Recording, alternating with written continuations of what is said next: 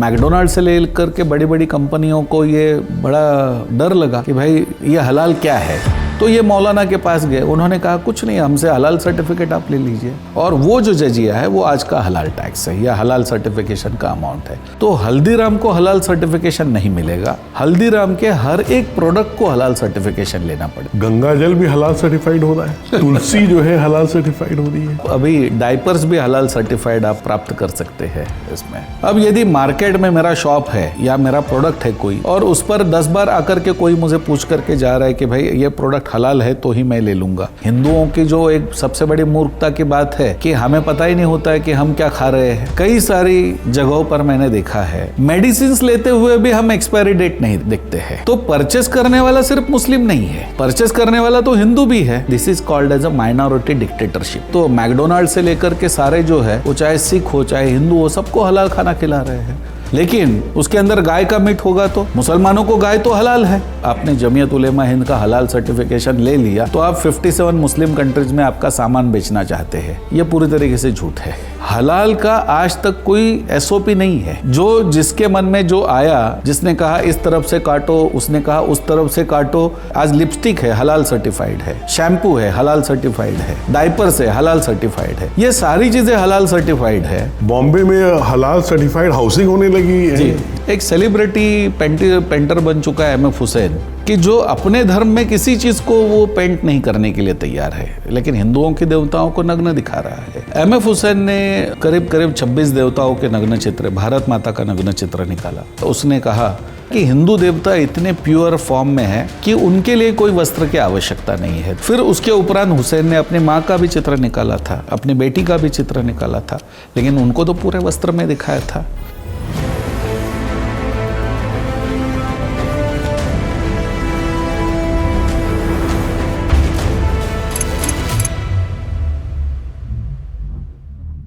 नमस्कार, प्राच्यम के the change makers show में एक बार पुनः आप सबका बहुत बहुत स्वागत है। हम इस शो के माध्यम से बहुत अलग अलग तरीके के, अलग अलग क्षेत्र के, अलग अलग प्रोफेशंस के लोगों को बुलाकर उनसे अपनी संस्कृति के विषय में, हिंदू धर्म के विषय में, भारत के विषय में अनेक चर्चाएं करते हैं और जो उसका यथार्थ है उसको आपके समक्ष लाने का प्रयास करते हैं।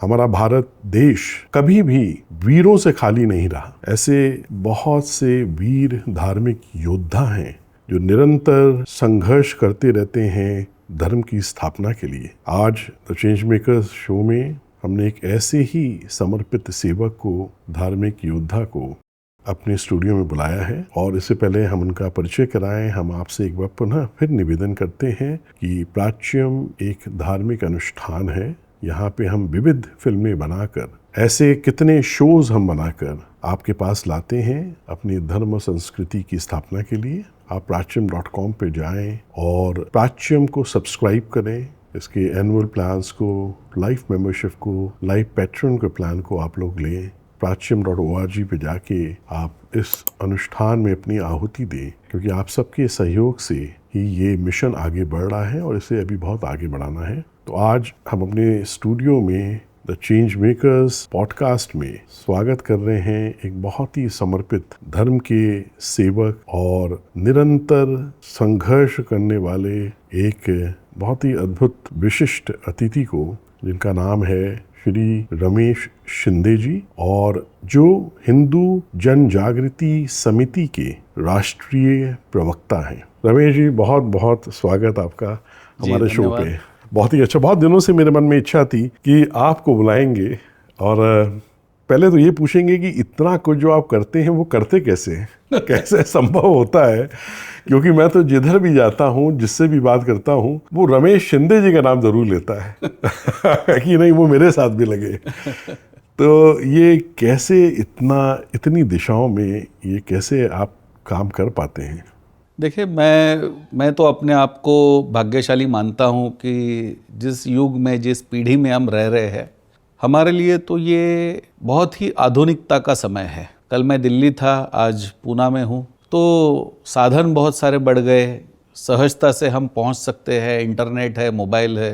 लेकिन जिस समय पर कोई साधन नहीं था, शंकराचार्य जी ने अरे क्या बात, अपने 36 वर्ष के आयु में इतने ग्रंथ लिखना, इतना अद्भुत कार्य करना और केरल से निकल करके कश्मीर तक सनातन धर्म की संस्थापना करना। 36 भी नहीं, सिर्फ 32 वर्ष है। 32 वर्ष। सिर्फ 32 वर्ष जी, है। जी। इतना अच्छा सोचिए, 8 वर्ष की अवस्था में वो अपने घर से, अपनी मातृभूमि से निकल गए, कालाडी जो केरल में है, पैदल निकले अपने गुरु की तलाश में, और आए कहाँ? 1700 किलोमीटर चल के ओमकारेश्वर है, जहाँ उनको उनके गुरु मिले, गुरु गोविंद पाद जी जो उनको मिले।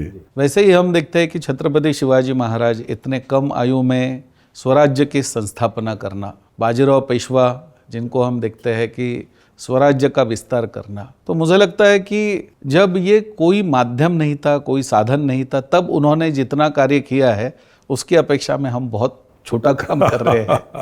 और बहुत सही ईश्वर की जितनी शक्ति मिलती है उसके द्वारा हम करने का प्रयास कर रहे हैं। देखिए, मैं भी यही मानता हूँ कि हम लोग जो कर रहे हैं आवश्यक था इसलिए कर रहे हैं, ईश्वर का अनुग्रह प्राप्त हुआ, है ना, एक गुरु प्रेरणा हुई इसलिए कर रहे हैं। लेकिन ये सेवा तो कुछ भी नहीं है उन महान लोगों के सामने, जैसा आपने कहा, है ना, बप्पा रावल, महाराणा प्रताप, छत्रपति शिवाजी, और यही नहीं जो अभी हमारे क्रांतिकारी हुए हैं, शहीद भगत सिंह जी को देखिए, आप सुखदेव, राजभर, ये सब 23, 25, 26 साल की आयु, चंद्रशेखर आज़ाद, राम प्रसाद बिस्मिल, अशफाक उल्लाह खान, ये हंसते हंसते इन्होंने प्राणों का बलिदान दे दिया हमारे लिए, इस राष्ट्र के लिए।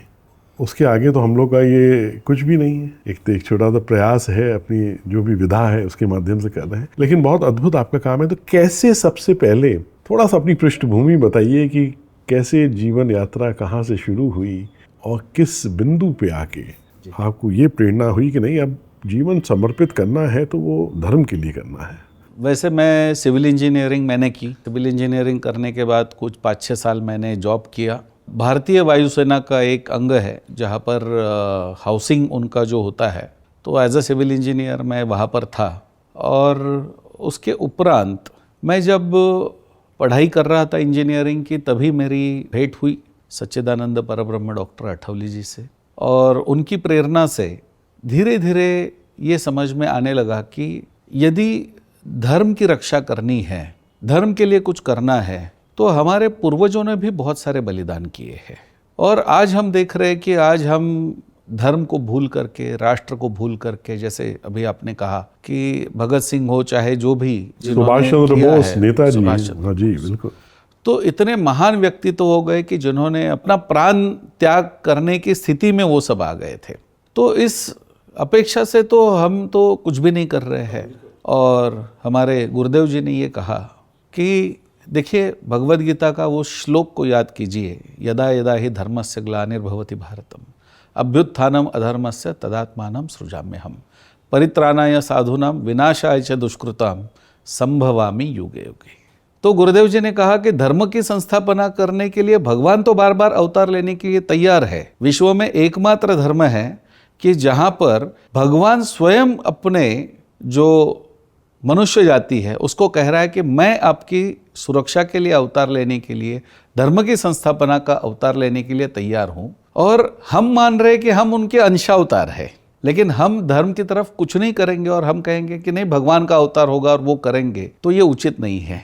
तो इसलिए उन्होंने कहा कि जैसे भगवान यदि अवतार लेने के लिए तैयार है, तो क्या हम हमारे सीमित मर्यादाओं में जितना हमें संभव है उतना भी नहीं कर सकते हैं क्या? तो उससे ऐसे लगा कि नहीं, हमें भी कुछ तो करना चाहिए, हमारा जितना संभव होता है, हमारे से जितना बन पाता है उतना तो निश्चित रूप से करना चाहिए। और फिर इस दिशा में हम बढ़े।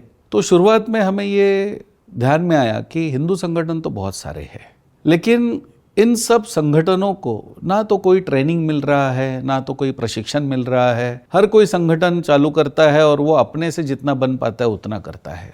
तो क्यों ना ऐसे किया जाए कि इन सब संगठनों को एक साथ ला करके हम सब एक ही दिशा में बढ़ने वाले हैं, हर कोई अपने अपनी क्षमता से कर रहा है, तो उनको हम प्रॉपर तरीके से ट्रेनिंग दें, उनको हम अच्छे एक दिशा से लेकर के जाए। तो इसलिए हमें प्रयास करना है। तो इसलिए हिंदू जन जागृति समिति का जो पहले से ये कार्य रहा है कि हिंदू संगठनों का संगठन करना, अनेक वर्षों से करते रहे। उस माध्यम से पूरे भारत के हिंदू संगठन जुड़ गए। फिर अलग अलग क्षेत्रों में मेरा प्रचार हुआ, प्रचार के लिए जाना हुआ, चाहे नॉर्थ ईस्ट हो तो मैं मेघालय से लेकर के त्रिपुरा, असम, उड़ीसा, बंगाल, ऐसे बहुत सारे क्षेत्रों में रहा हूँ। तो वहाँ पर जाकर के एक अनुभव हुआ कि भारत और हिंदू संस्कृति की विशालता कितनी है। क्या बात है। हमारे ही क्षेत्र में रहते हैं और फिर यहाँ पर हमारे विवाद होते रहते हैं, फिर हिंदी वर्सेस मराठी होगा या फिर कन्नड़ा वर्सेस मराठी होगा, कन्नड़ा वर्सेस हिंदी होगा। लेकिन जब हम पूरे भगवान ने बनाए हुए इतने बड़े आविष्करण को देखते हैं तो हमें पता चलता है कि हर जगह पर विशाल है, हर जगह पर अलग विचारधारा है, हर जगह पर। लेकिन सारे तो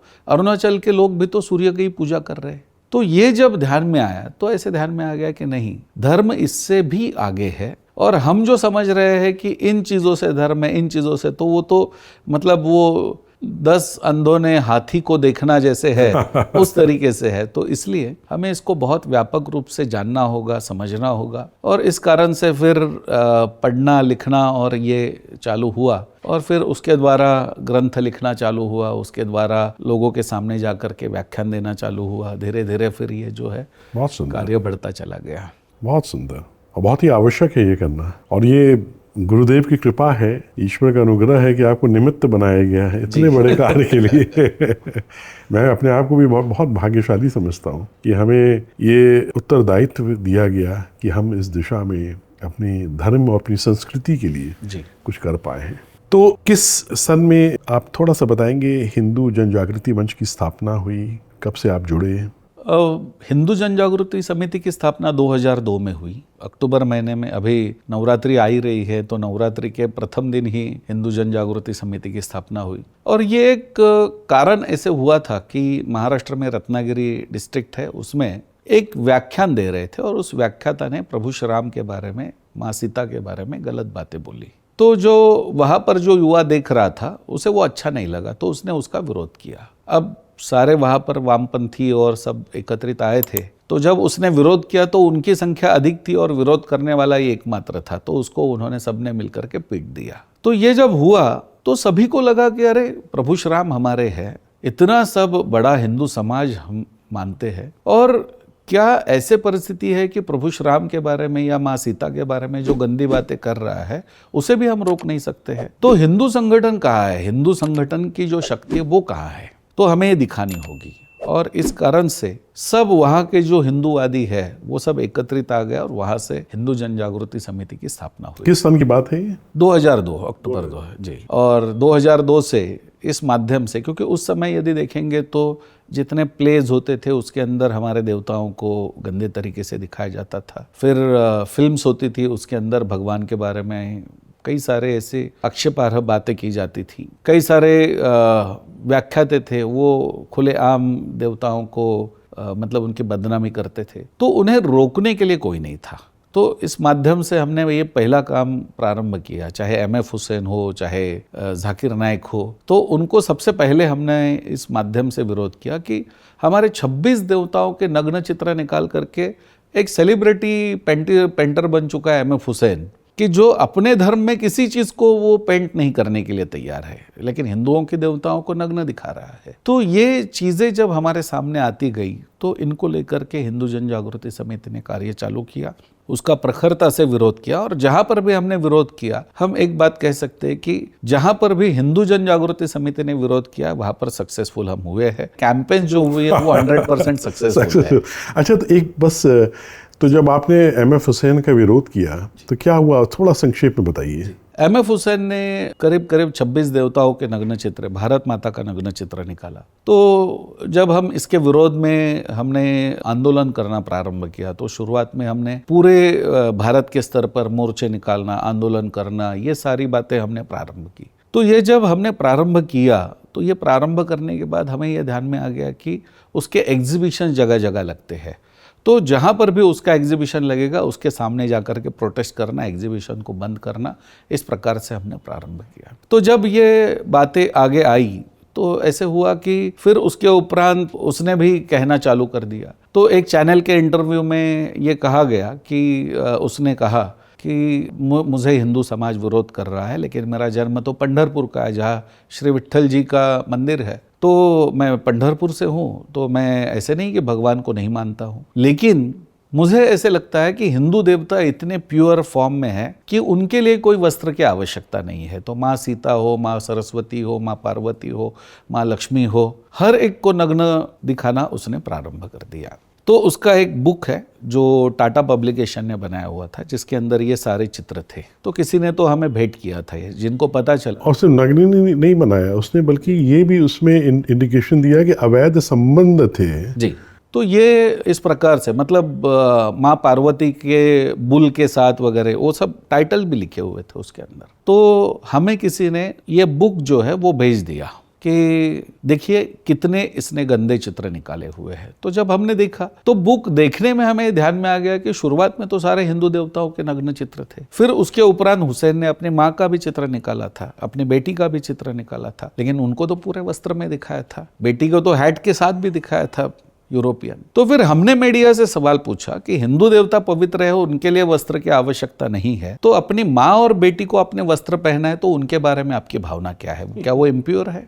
तो ये जो भेद जो आप कर रहे हो यहाँ पर तो स्पष्टता दिखाई देता है। तो इस कारण से फिर हमारा विरोध प्रखरता से हुआ। उसका अहमदाबाद का एग्जीबिशन, जगह जगह के एग्जीबिशन हमने बंद करना चालू किए। हमने उस समय पे सोचा कि भाई चलो कोर्ट में भी जाते हैं, तो हमने 1250 कंप्लेंट्स दायर की उसके अगेंस्ट। फिर हम भारत माता के चित्र के बारे में कोर्ट में भी चले गए। दुर्भाग्य हमारा ये है, हमारे कोर्ट्स बहुत सेक्युलर है। उन्होंने कहा कि हाँ, ये संगठन को तो ये तो केवल आंदोलन करना जानते हैं, इनको तो कला के बारे में कुछ पता नहीं है, और ये तो इसी प्रकार से बात करते रहेंगे। तो ये जब हमारे सामने आया तो हमें लगा कि यदि न्याय भी हमें नहीं मिलेगा, एक मोहम्मद पैगंबर के बारे में कोई बुक लिखता है तो वो बैन हो जाता है। एक मोहम्मद पैगंबर के बारे में अमेरिका में फिल्म बनती है, वो भारत में आने से पहले बैन हो जाती है प्रोफेट नाम से। और एक कार्टून बनता है तो गर्दन काट दी जाती है। एक कार्टून बनता है, आप चार्ली हेब्डो का देखिए, चार्ली हेब्डो का, तो वहां पर तो हत्याएं होती है। और इतना ही नहीं, वो सैटेनिक वर्सेस इंग्लैंड में लिखा गया, भारत में आने से पहले यहाँ पर बैन हो गया था। तो जब यदि यही सब बातें हैं तो क्या उनको भी उनकी भावना आहत नहीं हुई है? जब उनकी भावना आहत हुई है तो उनको अधिकार है, वहां पर बैन हो सकता है, लेकिन हमारे देवताओं को नग्न दिखा करके वो खुलेआम घूम सकता है, ये कैसे हो सकता है? और एक चीज और भी है रमेश जी कि नुपुर शर्मा ने हदीस को कोट किया था, मतलब आप ही के जो उसमें धार्मिक टेक्स्ट में जो लिखा है वही तो कोट किया था। और ये MF हुसैन ने, ये जाकिर नाइक ने भरी मंच से बोला है उसकी वीडियो क्लिपिंग से। लेकिन देखिए कितना बड़ा हंगामा हुआ है, कितने लोगों को मार डाला गया। तो ये जब आपकी भावना आहत होती है तो आप कानूनी मार्ग से नहीं जाते हैं। हम हिंदू जो है वो कानून और संविधान का आदर करते हैं। हम न्यायालय में आते हैं तो न्यायालय में आने के बाद हमें क्या बताया जाता है कि इनको कला की सेंस नहीं है, तो फिर ये उनके बारे में कभी टिप्पणी नहीं दिखाई देती है। तो हमने इसका प्रखर विरोध करना चालू किया। और फिर ऐसे हुआ कि हुसैन को उसके काउंसलर्स ने बोला कि इतने ये लोग कंप्लेंट फाइल कर रहे हैं कि तुम्हारा जीवन जो है वो यहीं पर कोर्ट में जाते जाते समाप्त हो जाएगा। तो उसने देश भी कौन सा चुना, कतर में वो चला गया। और कतर में जाने के बाद उसने इंडियन सिटीजनशिप छोड़ दिया और वहां पर जाकर के वो इस्लामिक देश में अपने आप को, कुछ समय के बाद उसकी वहां पर ही डेथ हो गई। और फिर ये भारत में कुछ नेताओं का ये आ गया कि नहीं, हुसैन भारत का कलाकार था तो उसको हम यहाँ लेकर, तो हम उसके विरोध में प्रोटेस्ट में खड़े हो गए। हमने कहा कि ये नहीं होने देंगे। जिसने भारत की नागरिकता छोड़ने के लिए ये कहा है, जो भारत की नागरिकता छोड़ चुका है, वो भारत में उसका यहाँ पर आकर के कब्र बनाना, फिर उसके ऊपर दरगाह बनाना, ये हम होने नहीं देंगे। तो ये इन चीजों को हमने कहा किसी भी हालत में उसकी डेड बॉडी हम भारत में नहीं लाने देंगे। तो उसका भी हमने काफी विरोध किया और उस कारण से वो नहीं आ पाया। लेकिन ये जो चीजें हैं, इससे हमें ध्यान में आ गया कि हर एक चीज के लिए हिंदुओं को संघर्ष करना पड़ेगा। बगैर संघर्ष के हमें कुछ मिलने वाला नहीं है। आज भी वही स्थिति है जी, आज भी वही स्थिति। हर चीज के लिए हमें संघर्ष करना है। और ये जो मिलॉर्ड है ये अपने आप को हर चीज का विशेषज्ञ मानते हैं, खास तौर से हिंदू के रीति रिवाज, धर्म, संस्कृति के विषय में ये अपना एक स्टेटमेंट दे देते हैं। तो ये भी एक बहुत सही बात आपने कही कि आखिर हम जाएं तो जाएं कहाँ हमको न्याय मिलेगा। एक ही तो देश हमारे पास है पूरे विश्व में। अब ये भी अगर हमारा नहीं है, अगर हमें यहाँ भी नहीं मिलेगा न्याय, तो फिर कहाँ हम जाएंगे। बहुत सही आपने कहा रमेश जी, बड़ा प्रेरणा मिल रही है मुझे तो आपसे बात करके। है बड़ी एक अंदर से ऊर्जा, एक शक्ति एक मिल रही है। कहीं ऐसा ना हो कि इस पॉडकास्ट के बाद हम भी आप ही की तरह स्वागत है आपका। झंडा वंडा लेके कहीं प्रोटेस्ट करने पहुंच जाए। आपका बहुत ही जो महत्वपूर्ण शोध है, कार्य है, संघर्ष है, युद्ध है और जागृति है, वो है हलाल इकॉनमी को लेके। जो मतलब वो तो बहुत कम ही लोग जानते भी थे, है ना। जब तक आपने इसको मेन स्ट्रीम नहीं कर दिया, इस पे इतने मतलब वेल रिसर्च्ड फैक्ट्स को आप लेके आए, इनके सबके मुखौटों को आपने खींच के फेंक दिया, इनको पूर्ण रूप से इनका पर्दाफाश कर दिया। इसकी जो कुटिल रणनीति थी हलाल को चलाने की, जो जिहाद को और आतंकवाद को फंड कर रही थी, उसको भी आप प्रत्यक्ष लेके आए, उसके सत्य को सबके सामने। पहले तो बहुत साधुवाद आपको ये कार्य करने के लिए। लेकिन बहुत से ऐसे दर्शक होंगे रमेश जी जो शायद आज भी नहीं जानते होंगे कि इसकी वास्तविकता क्या है, हलाल क्या है, हलाल इकॉनमी क्या है, इसका ये नेक्सस क्या है, ये कितना बड़ा नेक्सस है जो चल रहा है। ये अरबों अरबों खरबों डॉलर्स का नेक्सस ये देखिए चल रहा है, निरंतर चलता आ रहा है।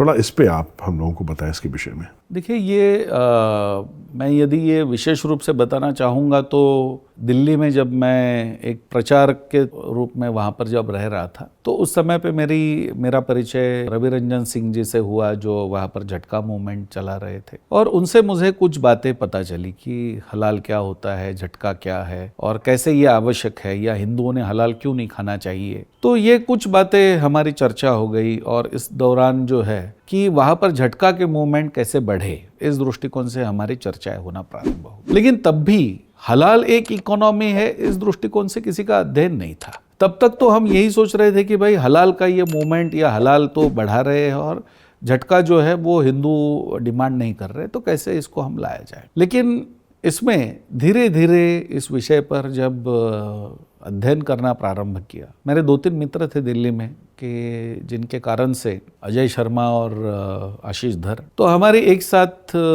चर्चाएं होती थी। तो जब एक चर्चा के अंदर आ गया कि अरे आपको पता है क्या कि एयर इंडिया जो है वो हलाल सर्टिफाई हो गया, तो फिर ये चर्चा से हमारा प्रारंभ हुआ कि अरे एयर इंडिया हलाल सर्टिफाई क्यों हुआ है। तो एयर इंडिया के बारे में फिर जब हमने जांच की, नेट पर से सारा डॉक्यूमेंटेशन किया, तो एयर इंडिया तो गवर्नमेंट का एयरलाइन था तब तो एयर इंडिया सिर्फ हलाल सर्व कर रहा है, ये जब पता चला तो इसको लेकर के हमने एयर इंडिया के ऑफिस को, कार्यालय को पत्र लिखना, निषेध करना, ये सारी चीज़ें प्रारंभ की हमने। तो ये जब वहाँ पर प्रारंभ हुआ तो ऐसे ध्यान में आ गया कि मतलब ये जो चीज़ें चल रही है ये गलत है वहाँ पर। तो धीरे धीरे इसको जब आगे हम लेकर के गए तो ये ध्यान में आ गया कि भाई हम तो एयरलाइंस की बात कर रहे हैं, तो अब धीरे धीरे हर क्षेत्र में जा रहा है, हर क्षेत्र में हम देख रहे हैं वहाँ पर हलाल का सर्टिफिकेशन आ रहा है। तो उसी कालावधि में कोविड का बहुत बड़ा प्रभाव चालू हुआ और कोविड के प्रभाव में कहीं प्रचार के लिए नहीं जा सकते थे, कहीं कुछ अन्य कोई माध्यम नहीं था। तो इस पर मैंने सोचा कि इस पर मैंने अध्ययन करना है और फिर मैंने रिसर्च गेट वेबसाइट है, उसके अंदर मैंने मेंबरशिप की, और भी 2-3 वेबसाइट्स है जिसके अंदर पेड मेंबरशिप मैंने कर ली, और एकेडमिया भी है। और उस पर मैंने जाकर के आपके इंटरेस्ट के टॉपिक्स उसके अंदर देने पड़ते हैं और फिर वो आपको डॉक्यूमेंट्स भेजना प्रारंभ करते हैं। तो उसमें मुझे हर दिन हलाल से संबंधित 40-50 डॉक्यूमेंट्स आना, हलाल या इस्लामिक इकोनॉमी या इस प्रकार से मैंने कुछ कीवर्ड्स क्रिएट किए थे और उस माध्यम से ये डॉक्यूमेंट्स आना प्रारंभ हो गया। तो मुझे ध्यान में आया कि ये हलाल कोई छोटी चीज़ नहीं है, बहुत बड़ी चीज़ है इसमें। तो ये जब ध्यान में आया तो मैंने वो सारे डॉक्यूमेंट्स को प्रॉपरली अध्ययन करना चालू किया। तो करीब करीब 6000 डॉक्यूमेंट मैंने पढ़े होंगे कि जो वेल रिसर्च डॉक्यूमेंट्स थे। उसमें मुझे ध्यान में आ गया कि ये हलाल जो है ये सिर्फ कोई स्टैंपिंग नहीं है किसी प्रोडक्ट के ऊपर, या कोई एक इस्लामिक ये कोई रिक्वायरमेंट नहीं है, तो ये एक प्रॉपर तरीके से इकोनॉमी बनाने का प्रयास है। और इस दौरान मेरा जो अध्ययन हुआ या इस विषय पर जितना भी मैंने अध्ययन करने का प्रयास किया, उससे मुझे ध्यान में आ गया कि पूरे विश्व में हलाल इकोनॉमी इस नाम से एक नई इकोनॉमी बनाने का पूरा प्रयास है। ये इस्लामिक इकोनॉमी है और उस इकोनॉमी के द्वारा वो, देखिए हमारे यहाँ तो शास्त्रों में तो लिखा है कि धर्मस्य मूलम अर्थ, तो अर्थ ही तो धर्म का मूल है। और यहाँ पर हम देख रहे हैं कि अर्थ जो है अर्थ की व्यवस्था जो है उसके ऊपर नियंत्रण करने का इनका प्रयास चल रहा है। तो फिर मुझे लगा कि नहीं, भारत की सुरक्षा के दृष्टिकोण से या हिंदू समाज के दृष्टिकोण से हमें इसे छोड़ना नहीं होगा, हमें इसका और भी अध्ययन करना पड़ेगा। और फिर मैंने सारे जो है, एक बार हम एक चीज के पीछे लग जाते हैं तो फिर डॉक्यूमेंटेशन करना, इंफॉर्मेशन कलेक्ट करना, ये सारी चीजें प्रारंभ हो जाती है। और फिर वैसे ही मैं और 2-3 मेरे मित्र इस विषय पर पूरे लग गए और इन सारे विषयों का रिसर्च करना कि हलाल की ओरिजिनल आइडियोलॉजी क्या है, हलाल किस चीज़ में है, कुरान में कहाँ कहाँ पर लिखा हुआ है, उसका मतलब क्या उनको अपेक्षित है और आज जो चल रहा है वो क्या है। थोड़ा बताइए, तो ये जो मतलब है, हमारे दर्शकों को भी थोड़ा एनलाइटन करिए कि ये क्या मसला है, क्या इसका मतलब क्या है, अर्थ क्या है, कहाँ कुरान में क्या लिखा है और अब ये कैसे धंधा चारों तरफ फैला हुआ है। तो कुरान में मूलतः 2 शब्द आते हैं, हलाल और हराम। हलाल जो है वो जिसको हम कह सकते हैं कि जिसको वो ले सकते हैं, यानी जिसको वैध माना गया है। तो जो एक्सेप्टेबल है वो हलाल है, जो नॉन एक्सेप्टेबल है, जिसको निषेध किया गया है, तो वो हराम है। तो मतलब हमारे यहाँ तो हराम खोर वगैरह गालियाँ भी वो लोग देते हैं। तो उस माध्यम से समझ में आता है कि कुछ चीज़ें हैं कि जो हराम बताई गई, कुछ चीज़ें हलाल है। तो ये 99% जो है, 99 मतलब लगभग 100%, ये जो है ये सिर्फ मीट के बारे में है, खान पान के बारे में है। क्योंकि सबसे पहले तो बात ये आती है कि देखिए, इस्लाम जो है वो मक्का में उसका प्रारंभ हुआ या मदीना में उसका प्रारंभ हुआ, लेकिन जो हुआ वो अरेबियन ये था। और वहाँ पर जो रेगिस्तान है, तो उस रेगिस्तान में तो कोई अनाज तो उगने वाला नहीं था, तो मैक्सिमम लोग जो थे वो मीट खाने वाले थे। तो इसलिए कौन सा मीट खाना चाहिए, किस पद्धति से खाना चाहिए, ये सारी चीज़ें उसके अंदर आती है। और ये बेस्ट जो आज ये कहा जाता है, ये दावा किया जाता है कि पहले तो कोशर जो यहूदियों का जो मेथड था जी, उसी को इन्होंने थोड़ा सा मॉडिफाई करके हलाल नाम दे करके उसको चेंज किया था। तो ये जो चीज़ें हैं कि कोशर के बाद ये हलाल एक खान पान की पद्धति के अंदर आ गया और इसमें मूलतः मीट को लेकर के ये बातें आ गई। जो ये मीट से संबंधित है तो उसमें उनका एक तो कौन सा मीट खाना चाहिए, सबसे पहले तो जिनके नाखून जो है वो ज़्यादा तीक्ष्ण है उसका मीट नहीं खाना चाहिए। तो बाघ है या शेर है या लायन है तो इनका मीट नहीं खाना चाहिए, या जैसे बाज होता है उसका मीट नहीं खाना चाहिए। तो ये उसमें लिखा हुआ है। फिर दूसरा है सूअर का मीट नहीं खाना चाहिए, क्योंकि सूअर को इस्लाम में हराम माना गया है। तो ये चीज़ों का वहाँ पर उल्लेख था। तो ये जब सामने आ गया, अब इसमें से तो कोई बाघ और मतलब टाइगर लायन का मीट तो कोई खा ही नहीं सकता या खाता भी नहीं है उसमें। तो मूलतः ये मुद्दा है कि सूअर का मीट नहीं खाना चाहिए। ये बहुत सिंपल चीज़ था इसमें। तो ये सूअर का मीट हराम है और बाकी जो मीट है, जैसे फिर चाहे ऊँट से लेकर के गौ माता तक को वो सारे हलाल मानते हैं, तो वो मीट खाना चाहिए। लेकिन अब जो यहूदियों में और इसमें अंदर उन्होंने किया कि हलाल के बारे में उन्होंने उसकी 4 विधियां उसके अंदर लिखी। सबसे पहले ये कहा गया कि जो स्लॉटर करेगा वो कसाई जो है वो इस्लाम का पालन करने वाला और इस्लाम को मानने वाला होना चाहिए। यानी स्पष्ट है कि सिर्फ मुसलमान ही हलाल कर सकता है, दूसरा कोई नहीं कर सकता है। दूसरा, उस पशु की गर्दन को मक्का के दिशा में करना होगा जब उसको हलाल करना है। तीसरा, कि जब हलाल करना है तो हलाल करने से पहले एक कलमा बोलना होगा और वो कलमा बोलने के बाद ही हलाल कर सकता है। ये तीसरा था। और चौथा, कि छुरी के एक घाव में जुगुलर वेन या जो विंड पाइप है, फूड पाइप है, वो कट होना चाहिए, लेकिन पूरा गर्दन अलग नहीं होना चाहिए। तो ये जब होगा तो ही उसको, यानी पूरा ब्लड जो है, ब्लड हराम है और मीट जो है, ब्लड गया हुआ मीट जो है वो हलाल है। ऐसा उनका मतलब तड़पा के उसको मारना है। तो ये जो इस पद्धति से जो है वो मीट जो है वो हलाल है, ऐसे उनका उसके अंदर थ्योरी है ये सारी। ठीक है, उनके अनुसार जो उनको ठीक लगता है उसमें वो अपनी थ्योरी को मान रहे हैं। लेकिन ये हलाल जो मूलतः आया है वो सिर्फ मीट के बारे में और किसी चीज़ के बारे में हलाल लिखा हुआ नहीं है। तो ये जो चीज़ें हैं कि हलाल के बारे में ये स्पष्टता से, बाकी तो उन्होंने शहद को हलाल माना है, मिल्क को हलाल माना है, पानी को हलाल माना है, ये सारी चीज़ें हलाल उन्होंने डिक्लेयर कर चुके हैं ये सारा। तो ये हलाल का जो प्रारंभ हुआ वो यहाँ पर से प्रारंभ हुआ कुरान के कॉन्सेप्ट से।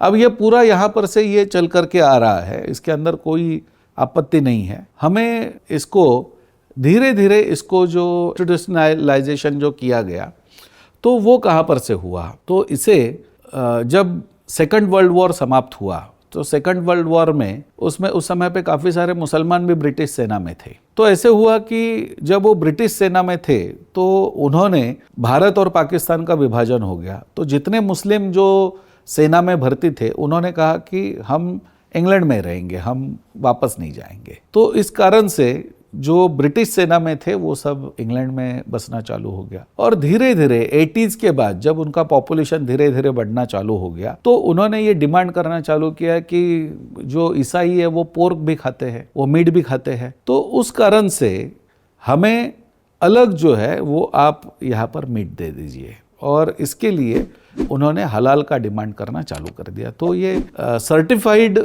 सर्टिफिकेशन का जो प्रोसेस है वो उसके अंदर आ गया। और 90s में ये उनका डिमांड जो है वो बढ़ना चालू हो गया कि हमारे लिए हलाल होना चाहिए। तो इंग्लैंड से प्रारंभ हुआ, फिर अमेरिका में ईसा नाम से एक ऑर्गेनाइजेशन था, इस्लामिक सोसाइटी ऑफ अमेरिका, उन्होंने डिमांड करना चालू किया। तब भी ये जो था ये सिर्फ मीट के बारे में ही था कि जो पैक्ड मीट बनना चालू हो गया था तो उसके अंदर ये था कि भाई इसके अंदर एडल्ट्रेशन नहीं होना चाहिए, मिलावट नहीं होनी चाहिए, तो हमें ये हलाल है इसका कंफर्मेशन होना चाहिए।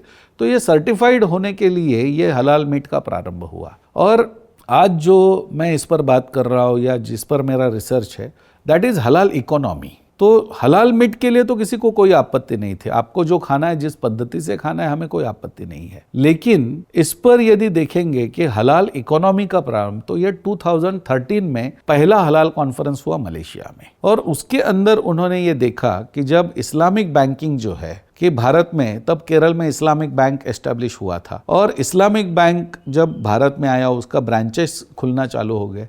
नॉर्मल बैंक तो है कि भाई मैं बैंक में पैसा रखता हूं तो मुझे 6% इंटरेस्ट मिलता है और बैंक वो किसी को और पैसा यूज करने के लिए देते हैं उससे 12% इंटरेस्ट लेती है। तो ये सीधा सीधा समझ में आता है। लेकिन इस्लाम में ब्याज लेना भी तो हराम है, तो फिर इस्लामिक बैंकिंग चलेगा कैसे? तो वो शरीयत के आधार पर था कि जो मुसलमानों को ज़कात का ये बताया गया कि 6% से 10% आपका इनकम जो है वो मस्जिद में जमा होना चाहिए, और वो जो इनकम है वो मस्जिद में आया हुआ इनकम वो इस्लामिक बैंक में जाएगा, और जिस मुस्लिम को पैसा चाहिए किसी कारण से वो उसको यूज करने के लिए देंगे, और फिर वो वापस कितना, यानी 100 रुपया मैंने ले लिया, मुझे लगा कि भाई इस्लाम ने मुझे पैसा दिया तो मैं 200 रुपया वापस दे दूंगा, तो वो अपने मर्जी से पैसा वापस कर सकता है। तो ये शरीयत के आधार पर इस्लामिक बैंकिंग था। लेकिन इसको डॉक्टर सुब्रमण्यम स्वामी ने चैलेंज किया और ये उन्होंने बताया कि जब भारत में रिजर्व बैंक के बैंकिंग के रूल्स है तो इस्लामिक बैंकिंग भारत में कैसे चल रहा है? यदि इस्लामिक बैंकिंग होगा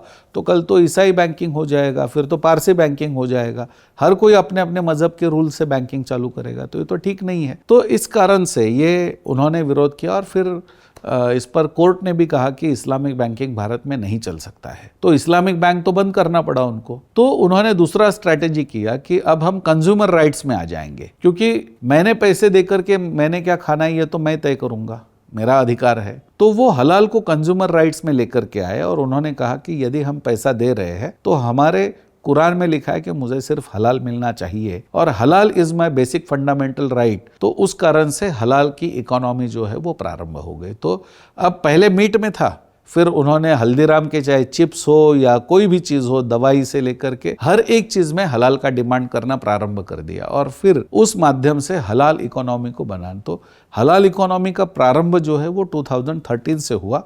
उससे पहले हलाल वर्ड था, उससे पहले हलाल का मीट था, लेकिन इकोनॉमी जो है वो 2013 से प्रारंभ हो गई। रमेश जी, एक बात बताना भी बहुत आवश्यक होगा आपके लिए कि कौन से ये संगठन है जो ये सर्टिफिकेट पैसा लेके बांटते रहते हैं सबको है। अब तो देखिए गंगा जल भी हलाल सर्टिफाइड हो रहा है, तुलसी जो है हलाल सर्टिफाइड हो रही है ना। आप सोचिए इसका कोई लेना देना नहीं। ये क्या है ये नेटवर्क, इनका कौन सा नेक्सस है, कौन सा माफिया, कौन से संगठन है? थोड़ा बताइए। और इनका पैसा जो आ रहा है कहाँ जा रहा है इसमें? मतलब और आप अभी डायपर्स भी हलाल सर्टिफाइड आप प्राप्त कर सकते हैं इसमें।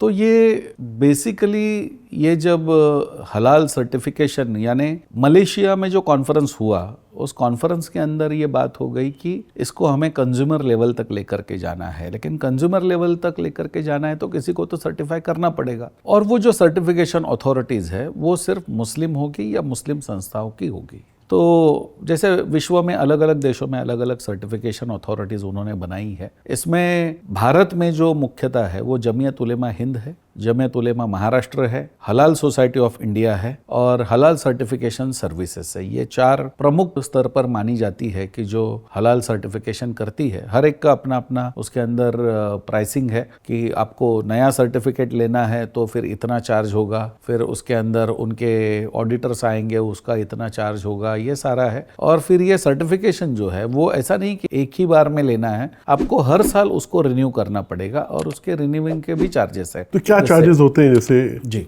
लगभग जैसे देखा जाए तो 60,000 रुपीज से लेकर के ये चार्जेस प्रारंभ होते हैं और रिन्यूएशन जो होता है वो 15,000 20,000 के करीब होता है। और हर साल करना पड़ता है? हर साल करना पड़ता है। और ये भी जैसे हल्दीराम है तो हल्दीराम को हलाल सर्टिफिकेशन नहीं मिलेगा, हल्दीराम के हर एक प्रोडक्ट को हलाल सर्टिफिकेशन लेना पड़ेगा।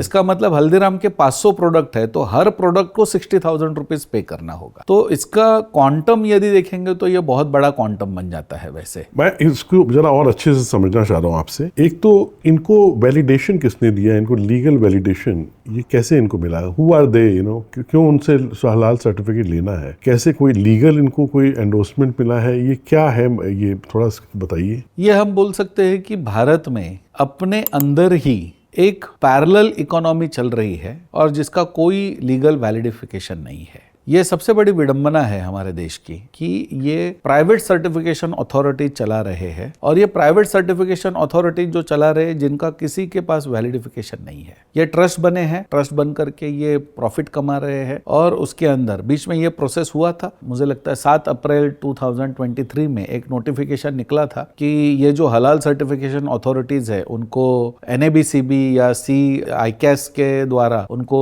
सर्टिफाइड बनना पड़ेगा। लेकिन उसका हमने विरोध किया कि किसी भी देश में कोई भी सर्टिफिकेशन अथॉरिटी है वो सरकार की होनी चाहिए। ये प्राइवेट अथॉरिटीज को आप यदि सर्टिफिकेशन अथॉरिटी बना देंगे तो फिर उनके पास क्या ज्ञान है? क्या उनके पास साइंटिस्ट है कोई? क्या उनके पास कोई उसका जांच करने वाली कोई लैब है या सिस्टम है? क्या है उनके पास? यानी एक मौलाना कह देगा, वो अपने मन से कह देगा और फिर वो हलाल हो जाएगा इस प्रकार से। तो ये क्या इसके अंदर इसका प्रमाण कैसे हम मानेंगे? तो इसका हमने विरोध किया और फिर उसका परिणाम यह हुआ कि 23 नवंबर को केंद्र सरकार का एक सारे न्यूज़पेपर में एक न्यूज़ आ गया कि ये जो हमने हलाल सर्टिफिकेशन अथॉरिटीज को सर्टिफाई करने का जो नोटिफिकेशन निकाला था वो अभी हम उसको स्टैंड बाय कर रहे हैं। तो आज तक तो किसी को लीगली तो कोई अथॉरिटी नहीं है कि जो सर्टिफिकेशन कर रहे हैं, लेकिन फिर भी आज वो सर्टिफाई कर रहे हैं और हर दिन हजारों करोड़ रुपए वो कमा रहे हैं। कमा करके भारत के ही सारे हिंदू व्यापारी है जो उनको ये पैसा दे रहे हैं हलाल सर्टिफिकेशन के लिए। लेकिन ये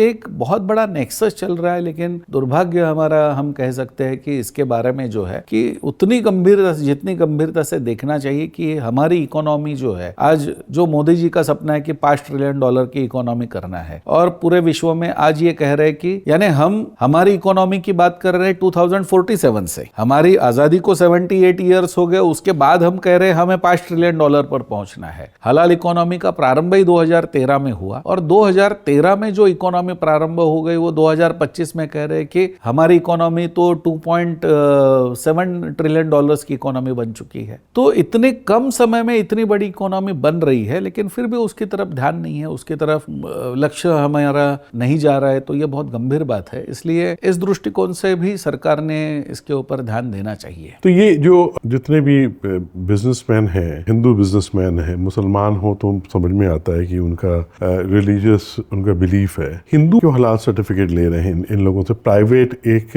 अनएंडोर्स्ड अनवैलिडेटेड एक कोई अथॉरिटी है, सेल्फ डिक्लेयर्ड, उससे ये क्यों ले रहे हैं सर्टिफिकेशन और ये क्यों लगा रहे हैं हलाल सर्टिफाइड है? जी देखिए, ये जब इकोनॉमी का विस्तार करना उन्होंने प्रारंभ किया तो HSBC बैंक के, HSBC अमाना मलेशिया बैंक के जो चेयरमैन थे रैफ हनीफ, उन्होंने ये कहा कि हलाल इकोनॉमी यदि आपको बनानी है तो आपको प्रोडक्शन से फाइनेंसिंग तक हर एक चीज में हलाल प्रिंसिपल को लाना होगा। तो उसके अंदर ये सर्टिफिकेशन आ गया, फिर उसके अंदर हलाल बैंकिंग का, अब उसके कारण से हलाल बैंकिंग फिर से अभी जीवित हो गया। तो ये धीरे धीरे उन्होंने इस चक्कर को बनाना चालू कर दिया और फिर सारे मुसलमानों को उन्होंने ये कहना प्रारंभ किया कि जब तक कोई चीज के ऊपर हलाल का सर्टिफिकेशन नहीं होगा तब तक वो चीज आपने नहीं लेनी है। अब यदि मार्केट में मेरा शॉप है या मेरा प्रोडक्ट है कोई और उस पर 10 बार आकर के कोई मुझे पूछ करके जा रहा है कि भाई ये प्रोडक्ट हलाल है तो ही मैं ले लूंगा, तो डेफिनेट है कि प्रोडक्शन करने वाले हैं, मैन्युफैक्चरर्स है, वो तो ये विचार करेंगे भाई हलाल क्या है, हलाल क्या है इसमें। तो उन्होंने जब ये जान करके देखना प्रारंभ किया तो उन्हें पता चला कि भाई ये हलाल सर्टिफिकेशन है। दूसरा माध्यम इसका ये था, अमेरिका में ये बहुत बड़ा कॉन्स्पिरेसी हुआ। अमेरिका के जेल के अंदर कुछ कैदी जो मुस्लिम थे, उन्होंने सरकार को ये कहा कि हमारा रमजान का महीना आ रहा है तो हमेशा तो हम जेल के अंदर बना हुआ भोजन खाते हैं, लेकिन रमजान के महीने में हम चाहते हैं कि बाहर का भोजन हमें दिया जाए। तो अमेरिका ने भी, सरकार ने भी वो ह्यूमैनिटी के नाम पर ये उनको बाहर का खाना दिया जाए ये कहा। एक महीना उन्होंने भोजन किया, खाना पीना खाया। एक महीने के बाद वो जो कैदी थे जो जेल के अंदर थे, उनका सरकार को नोटिस गया कि आपने भोजन तो दिया हमको बाहर से ला करके, लेकिन जो दिया वो हलाल था या नहीं, क्योंकि अमेरिका में तो इसके बारे में बहुत, रिलीजन के बारे में बहुत गंभीरता से ये। तो मैकडोनाल्ड के ऊपर पहला लॉसूट फाइल किया गया और ये $7 मिलियन का वो मुस्लिम संगठन ने वो लॉ सूट जीत लिया कि उनको जो भोजन दिया गया था वो नॉन हलाल सर्टिफाइड था। तो अब मैकडोनाल्ड से लेकर के बड़ी बड़ी कंपनियों को ये बड़ा डर लगा कि भाई ये हलाल क्या है। उनके सामने भी पहले कोई पता नहीं था कि यदि इतना बड़ा लॉ सूट हमें फेस करना पड़ेगा तो ये कैसे होगा। तो ये मौलाना के पास गए, उन्होंने कहा कुछ नहीं, हमसे हलाल सर्टिफिकेट आप ले लीजिए। ये सिंपल भाषा में कहना है जो औरंगजेब के राज में था कि मुस्लिम राज में रहना है तो आपको हमें एक जजिया देना है। तो उसी प्रकार से हम आपका प्रोडक्ट ले रहे हैं तो उसका जजिया आपको मुस्लिम संगठन को देना होगा। यानी आप हिंदू है, आप मैन्युफैक्चरर है, तो आपका प्रोडक्ट मुसलमान परचेस कर रहा है तो उसका एक जजिया आपको देना बनता है, और वो जो जजिया है वो आज का हलाल टैक्स है या हलाल सर्टिफिकेशन का अमाउंट है। This is very simple and very clear. तो इस कारण से जो सारे मैन्युफैक्चरर्स थे वो डर में आ गए और उन्होंने ये सोचा कि भाई इस प्रकार से है। तीसरा कि जब अगला जो हलाल कॉन्फ्रेंस हुआ उसके अंदर उन्होंने रूल बना दिया कि जितने सारे 57 मुस्लिम कंट्रीज है, क्योंकि उनका OIC होता है, ऑर्गेनाइजेशन ऑफ इस्लामिक कॉपरेशन, उन संगठनों में यह तय हुआ कि जो भी विदेश से कोई चीज इंपोर्ट करता है तो वो चीज हलाल सर्टिफाई होगी तो ही हमारे देश में आ सकती है। तो जैसे भारत में हल्दीराम है या बाकी जो भी है, जो मस्कत, ओमान या सऊदी अपना जो प्रोडक्ट्स है जो बेचना चाहते हैं, अब वहां पर ऐसे हो गया कि वहां का जो व्यक्ति इंपोर्ट कर रहा है वो कह रहा है कि हलाल सर्टिफिकेट नहीं होगा तो हम हमारे देश में इसको अलाउ नहीं करेंगे। तो फिर भारत के मैन्युफैक्चरर को तो हलाल लेना अनिवार्य हो गया। तो दो तरीके से ये प्रारंभ हुआ। जो कंज्यूमर्स थे उन्होंने डिमांड करना। अब यहाँ पर हम हिंदुओं की जो एक सबसे बड़ी मूर्खता की बात है कि हमें पता ही नहीं होता है कि हम क्या खा रहे हैं। कई सारी जगहों पर मैंने देखा है मेडिसिन लेते हुए भी हम एक्सपायरी डेट नहीं देखते हैं। जब हम प्रोडक्ट्स लेते हैं डीमार्ट या आदि जितने सारी संस्थाएं होती है वहां पर से हम उसका एक्सपायरी डेट नहीं देखते हैं। तो हलाल का इतना बारीक सा वो उसके ऊपर प्रिंट हुआ है, कौन देख रहा है उसको। तो मैन्युफैक्चरर्स को लगा कि भाई हिंदुओं की तो कोई डिमांड नहीं है ना, मुसलमानों की डिमांड है हलाल सर्टिफाई होना चाहिए, तो क्या फर्क पड़ता है, इतने सारे लोगों का जो पैसा है तो हम मुस्लिम कस्टमर तो हमारे बढ़ रहे हैं, हलाल सर्टिफिकेट एक्सपोर्ट के लिए हमें बेनिफिट मिल रहा है। तो उन्होंने 60,000 रुपीज देकर के एक प्रोडक्ट को हलाल सर्टिफिकेट लेना उनके लिए कोई बहुत बड़ी बात नहीं है। तो इस प्रकार से ये धीरे धीरे जो है ये हावी होते चला गया, लेकिन हिंदुओं का इस तरफ कभी ध्यान ही नहीं गया। और अनवांटेडली अब जैसे मान लीजिए कि मैं एक मैन्युफैक्चरर हूं और मेरे 10 प्रोडक्ट है और 10 प्रोडक्ट को मैं हलाल सर्टिफाई कर रहा हूं, तो मैं 60,000 रुपीज पर प्रोडक्ट करके 6 लाख रुपया यदि मैं पे कर रहा हूं तो डेफिनेट है मैं अपने प्रोडक्शन कॉस्ट में तो उसको ऐड ही करूंगा, और वो कहीं से वसूलना है तो मैं उसके ऊपर 1 रुपया बढ़ा दूंगा मेरे प्रोडक्ट के ऊपर। तो परचेस करने वाला सिर्फ मुस्लिम नहीं है, परचेस करने वाला तो हिंदू भी है। तो जो हलाल सर्टिफिकेशन का पैसा है वो सिर्फ मुस्लिम नहीं पे कर रहा है, वो हिंदू भी पे कर रहा है। लेकिन ये हिंदू को नहीं पता है कि मैं हलाल सर्टिफिकेशन का पैसा पे कर रहा हूं। इसलिए हमने सारी गवर्नमेंट से भी ये कहा, सारे जितने डिपार्टमेंटल स्टोर है उनको भी हमने कहा कि भाई आपने हलाल सर्टिफिकेशन लेना हमें कोई दिक्कत नहीं है, अपने हलाल सर्टिफाइड प्रोडक्ट रखना हमको कोई दिक्कत नहीं है। लेकिन आज जैसे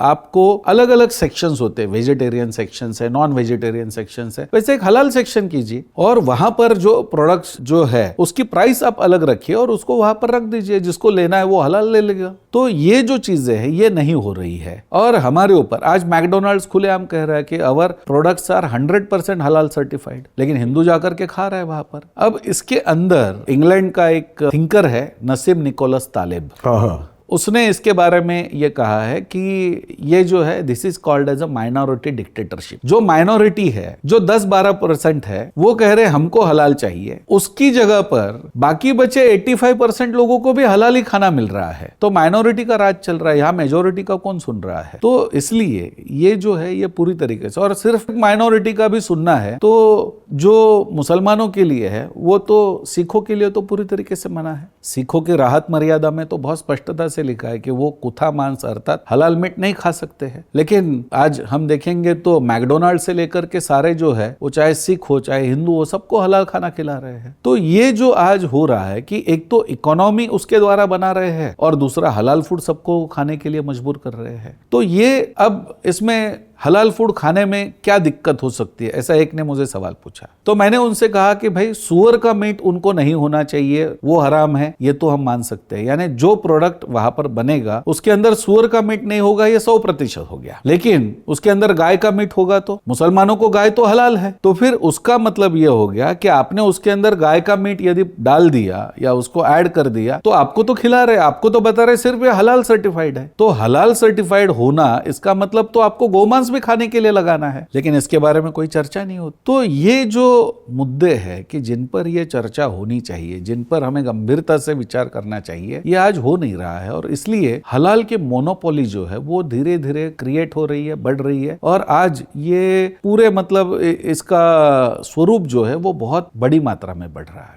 ये तो बहुत बड़ा नेक्सस है जी। ये तो इसमें इतने इस्लामिक देशों की सरकारें भी इसमें इन्वॉल्व हैं, पूरी तरीके से कि बहुत से इस्लामिक संगठन इन्वॉल्व हैं, है ना। ये तो पूरी इंटरनेशनल कॉन्स्पिरेसी है। और भी इसमें और एक मैं हलाल सर्टिफिकेशन का विशेष करके बताना चाहूंगा, क्योंकि लोगों को ऐसे लगता है कि भाई हलाल सर्टिफाई मतलब आपने जमीयत उलेमा हिंद का हलाल सर्टिफिकेशन ले लिया तो आप 57 मुस्लिम कंट्रीज में आपका सामान बेचना चाहते हैं या बेच सकते हैं। यह पूरी तरीके से झूठ है।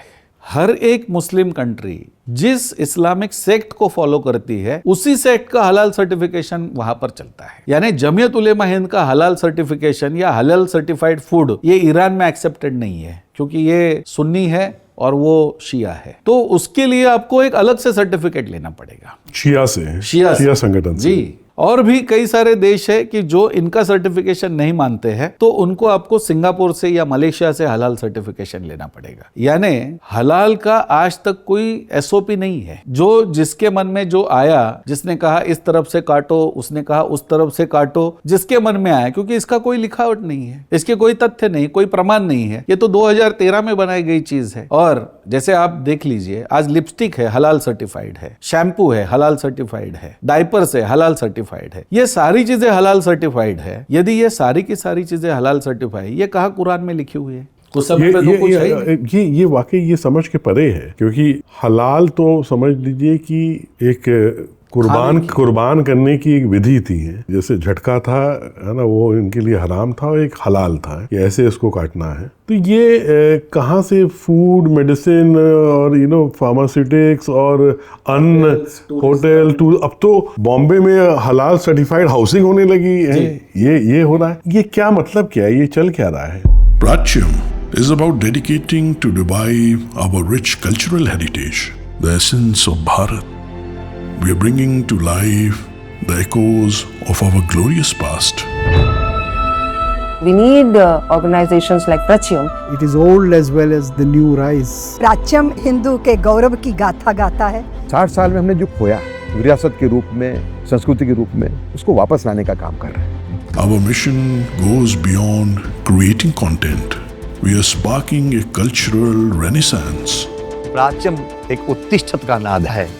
हिंदू समाज को जोड़ने के लिए और सच्चाई दिखाने का काम प्राच्यम द्वारा हो रहा है। कई दशकों की एक आवश्यकता को प्राच्यम पूरा कर रहा है Pracham is putting out is an urgent civilization imperative. गुलामी की मानसिकता अगर कहीं पर भी अंदर धसी हुई हो ना, उसको उखाड़ फेंकने का काम प्राच्यम का कंटेंट करता है। Launching the world's first Hindu OTT platform is just the beginning. We have much more to achieve. पूरा जन जन सत्य से, तथ्य से और यथार्थ से परिचित होगा।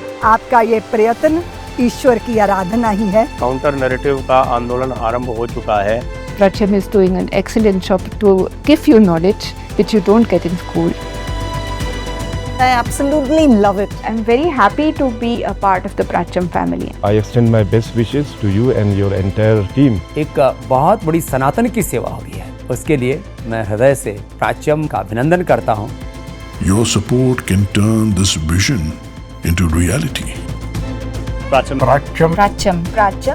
Pracham is doing a very, very good job. We Sanatanis need Pracham. People are going back to their roots. It's important for our country. Arm yourself with the knowledge. It's almost like a movement. This is a visionary endeavor. प्राच्यम को सफलता के लिए साधुवाद। Amazing job. Strongly recommend do your contribution. Support them, subscribe them.